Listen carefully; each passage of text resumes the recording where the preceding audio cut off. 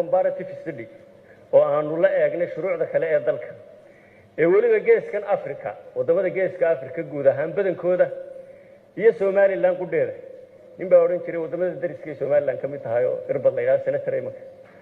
marka wadamada dariska waa wada eegnay oo Soomaaliland ku jirto waana la akhrinay run ahaantii sharcigeeni 1900 iyo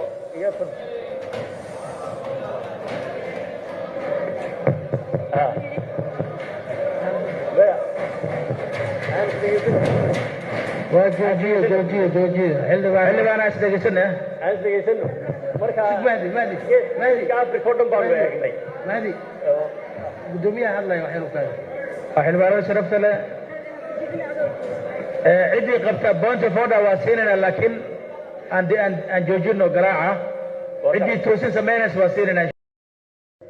markii la yiri raali gelin ka bixina kama bixin wadanka Soomaaliya waa wadan leh sharaf iyo karaamo iyo gobonnimo Soomaaliya oo dhan lagu yaqaan dastuurka qodobkiisa koowaad baa dhigaya qofkii waxa reeban in group gaar ama qof gaar uu sheegto qarannimo gaar ama gobonnimo ka duwan Soomaaliya arintaas waxaan qabaa ra'iisul wasaare ku-xigeenka markii loo yeero la raali gelin ka bixina aflagaada kale uu ku sii daro wuxuu yiri baroorta orgiga ka weyn marka arrintaas waa arrin gaf ku ah dastuurka qarannimada Soomaaliya golahan waa golihii laga ilaalinayay midnimada iyo qarannimada Soomaaliya haddii dadka qaar ay aaminsan yihiin in wixii la doono la iska oran karo haddana xildhibaan la iska noqon karo mushkilad hor la weeye dastuurka aynu haysano oo aynu ku dhaqanno waa dastuurka adkeynaya midnimada iyo wadajirka iyo qarannimada Soomaaliya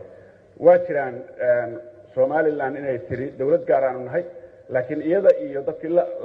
la xisaabtamaya weeye laakiin xildhibaan halka jooga oo ku jooga midnimada Soomaaliya inuu ilaaliyo inuu maalin kasta isu taago oo yiraahdo Somaliland waa wadan gaar ah ama wadamada dariska la mid tahay baarlamaanka Soomaaliya iyo madaxda Soomaaliya u taala